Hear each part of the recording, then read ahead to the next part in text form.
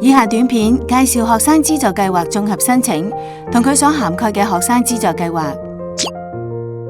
學生資助計劃綜合申請表格係一份以家庭為單位嘅申請表格。有經濟需要嘅家庭，只要填妥一份表格，就可以為同一家庭內嘅子女，向在職家庭及學生資助事務處、即職學處轄下嘅學生資助處、職學資處申請多項學前程度以及中小學程度嘅學生資助。大家知唔知道各項資助計劃提供乜嘢資助？申請資格同程序又係點樣？以下將為大家逐一介紹。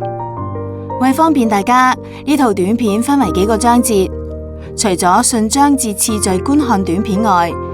你亦可以選取個別章節，直接跳到嗰度去睇。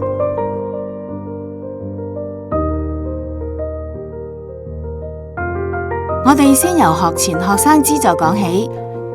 幼稚園學童嘅父母可為子女申請幼稚園及幼兒中心學費減免計劃，同幼稚園學生就學開支津貼。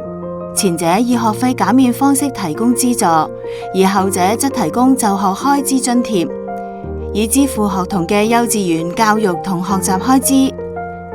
幼稚園學童要喺教育局註冊並參加幼稚園教育計劃嘅本地非牟利幼稚園就讀幼兒班 K1、低班 K2 或高班 K3， 並喺入學年度嘅8月31日年滿2歲8個月。另外，0至3歲學童如果喺社會福利署轄下嘅註冊幼兒中心接受全日制託管服務，父母可以申請學費減免，但就學開支津貼就唔適用。學資處亦有提供多項為中小學生而設嘅學生資助計劃。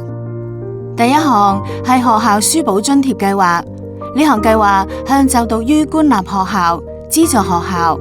按位津貼學校同直接資助計劃下嘅本地學校而有經濟需要嘅小一至中六學生提供津貼，以支付必須嘅書簿費用同雜項就學開支。第二項係學生車船津貼計劃，呢項計劃係為就讀於各中小學校或喺認可嘅院校修讀全日制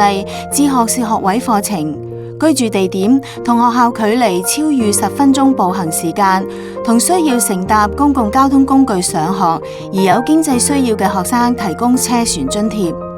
第三項係上網費津貼計劃，計劃目的係為有子女接受全日制中小學程度教育或修讀全日制毅進文憑課程或職業訓練局全日制相關課程而有經濟需要嘅家庭提供津貼，以支付子女家居上網學習費用。